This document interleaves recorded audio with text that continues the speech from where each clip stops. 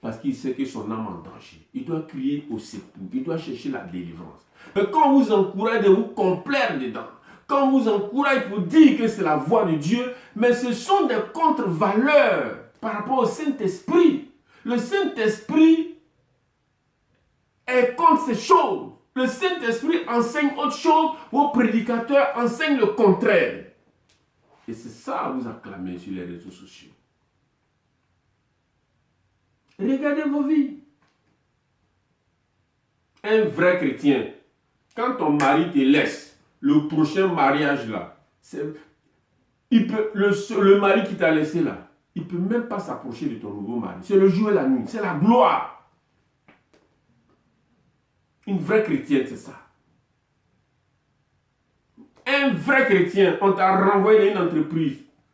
Le prochain emploi, c'est 2 fois le salaire que tu as perdu. Un vrai chrétien, ton entreprise a brûlé, la guerre a détruit ton entreprise. La prochaine entreprise que tu vas mettre sur pied n'a rien à voir avec la première. Dans la Bible, c'est comme ça. Pour ceux qui marchent sincèrement avec le Saint-Esprit, c'est comme ça. Mais parce que votre ennemi, c'est le Saint-Esprit, donc quand un malheur t'arrive, ce malheur se multiplie par 1000. Ça ne se transforme pas en gloire. Un vrai chrétien, la Bible déclare dans Romains 8, verset 26, Romains 8, verset 28, toute chose concourt au bien de ceux qui aiment Dieu et de ceux qui sont appelés selon son dessein. Ils ont décidé de tuer Daniel par la pendaison dans une fosse au lion. Mais Daniel est sorti de cette fosse au lion vivant et il est devenu ministre d'État pendant 70 ans. Ils ont décidé de détruire la destinée de Joseph, fils de Jacob, en le vendant comme esclave. Mais dans cet esclavage, Joseph est devenu gouverneur du pays le plus puissant d'alors. C'est quel Dieu toi tu pries? C'est quel Dieu tu pries? Oh, je ne peux pas pardonner ça. Ce qu'elle m'a fait là, c'est grave. Ce qu'il m'a fait là, c'est grave. Voilà la mondanité dans laquelle vous plaît. Si tu ne pardonnes pas à quelqu'un, tu es qui? Et puis tu peux faire quoi? Depuis que tu ne le pardonnes pas là, ça change quoi dans sa vie? Mais depuis que tu ne la pardonnes pas, tu ne lui pardonnes pas, homme comme garçon, parce qu'on pardonne à quelqu'un, qu'est-ce que ça change? Jésus dit, pardonner. Tu n'as même pas besoin, une vraie chrétienne, un vrai chrétien, tu n'as pas besoin qu'on te demande pardon. Dès qu'il y a eu l'offense, tu as senti la douleur, tu fléchis tes genoux. Ah Seigneur, ce que le frère m'a fait, j'ai mal, mais aide-moi, décharge-moi, libère mon cœur. Tu as dit, tu es venu pour guérir les cœurs qui sont brisés. Mon cœur est brisé, guéris-moi, libère-moi, aide-moi à le pardonner. Et tu vas sentir la puissance du Saint-Esprit te libérer, te dépouiller. Et celui-même qui t'a offensé, tu vas aller vers lui, tu l'embrasses, tu dis, mon frère, laisse tomber, c'est des choses qui peuvent arriver. Moi, je suis chrétien. Prochainement, faire attention parce que moi, je pardonne, mais quelqu'un d'autre peut te faire du mal. Et puis tu avances. Voici les valeurs que le Saint-Esprit enseigne. Voici les valeurs. Un vrai chrétien, une vraie chrétienne, toute humiliation finit dans la gloire. Les humiliations, nous en avons connues. Nous ne sommes pas des enfants des riches. Les ingratitudes, nous en avons connues, mais avec beaucoup de modestie. Tout ce que l'homme a traversé comme malheur, comme humiliation, comme souffrance, comme douleur, est en train de se transformer aujourd'hui en victoire, en gloire. Même ceux qui étaient à la base de ces choses, ils sont devenus l'ombre d'eux-mêmes.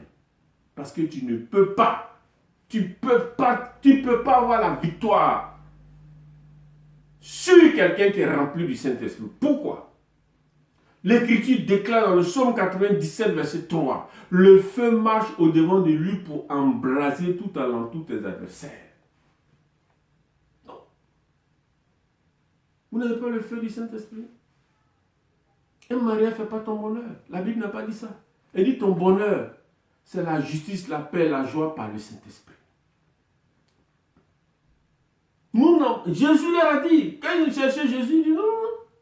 Vous me cherchez non pas parce que vous avez vu la puissance de Dieu, mais parce que j'ai multiplié les pains. Cherchez Travailler pour la nourriture qui ne périt pas. La voiture, c'est périssable. La grosse maison, c'est périssable. Le compte en banque, c'est périssable. C'est quel évangile vous avez reçu? C'est quel évangile? Dans Marc 13, verset 1 à 2, lorsque Jésus est sorti de l'église, c'est toujours les mêmes esprits. Un disciple lui dit, oh Seigneur, regarde ces belles maisons, ces constructions, regarde ces chars. Oh, mais regarde toute cette beauté. Jésus lui a dit, laisse ça. Tout ce que tu vois là, il ne restera rien. Tout cela sera renversé. C'est des choses qui seront détruites. Et Dieu va installer la nouvelle Jérusalem. Donc on n'a pas de cité permanente ici-bas. Et le Saint-Esprit le dit dans le livre d'Hébreux, Hébreux chapitre 13, verset 14. Hébreux 13, verset 14. Car nous n'avons point ici-bas de cité permanente, mais nous cherchons celle qui est à venir. C'est pourquoi, dans 2 Corinthiens 5, verset 2, il est dit, on n'a pas de cité permanente, c'est pourquoi nous gémissons. Nous gémissons sur la terre. Les gémissements d'aujourd'hui ne sont même pas comparables. Et pour être honnête,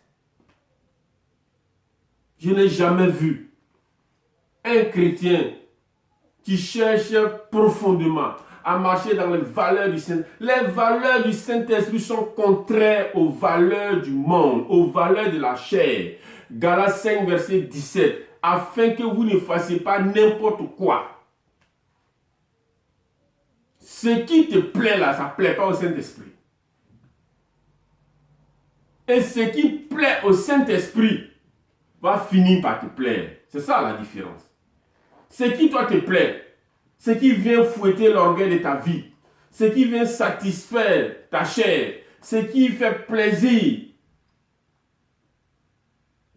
à tout ce qui est matière en toi, ne plaît pas au Saint-Esprit. Mais ce qui plaît au Saint-Esprit finira par plaire à ton âme. Donc, marchons dans les valeurs du Saint-Esprit. Notre défi, nos défis, c'est réussir à relever par nos pensées, par notre langage, par notre attitude, ce que le Saint-Esprit nous exige. On vous encourage, parce que ça vous plaît. Frère, le péché, j'en ai connu. En tant que pasteur, j'ai traîné dans le péché pendant 10 ans. Le péché n'empêche pas le Saint-Esprit, la puissance de Dieu de se manifester. Ah non. Si quelqu'un dit ça, il ne connaît pas Dieu. Non, non, non, non, non, non, non. L'onction souveraine. Dieu ne se répand pas de son don et de son appel. Mais il y a péché et il y a péché. Un vrai enfant de Dieu, quand tu es dans un péché, tu pleures pour sortir dedans. Même ça peut durer 10 ans, ça peut durer 5 ans. Mais chaque nuit, tu dois pleurer, tu dois gémir, tu dois te battre, tu dois lutter. Et un jour, Dieu te fera grâce. Mais si vous voulez exploiter le péché, vous trouvez que la voie du péché, c'est la voie de la sagesse. Quand on vous enseigne qu'une femme, quand tu es belle, tu dois prendre ton corps pour escroquer les hommes pour avoir l'argent. Quand on vous enseigne qu'un chrétien peut vivre n'importe comment et il va aller au ciel. Mais c'est quel évangile que vous avez reçu? C'est quel évangile? Pendant que Jésus lui-même il dit qu'il va effacer des noms dans le livre de vie de l'agneau, ceux qui vont vivre mal. C'est quel évangile que vous avez reçu? Pendant que Jésus lui-même il dit dans le livre de Apocalypse 22,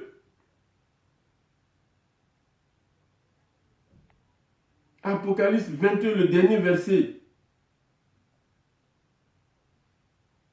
où il dit dehors, verset 15, les chiens, les enchanteurs, les impudiques, les meurtriers, les idolâtres, quiconque aime et pratique le mensonge.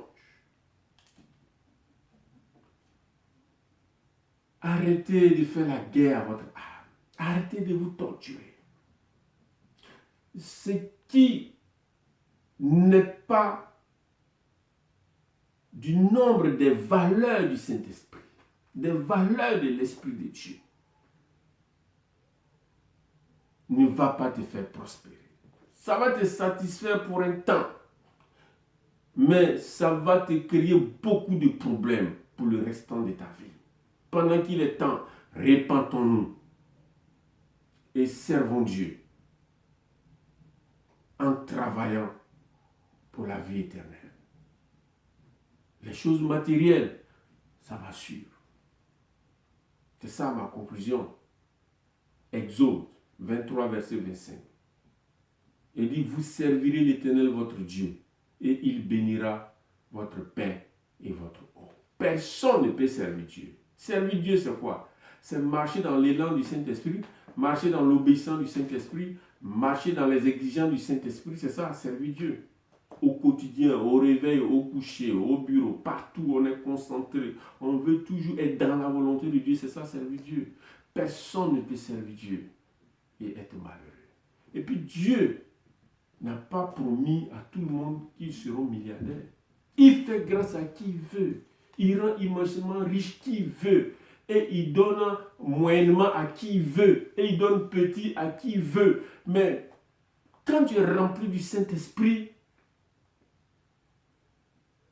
lui-même, il va mettre en toi le contentement.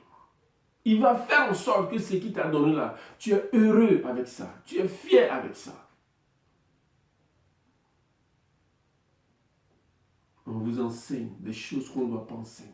Juste pour des beurres, juste pour des gains sordides, juste parce que... Non.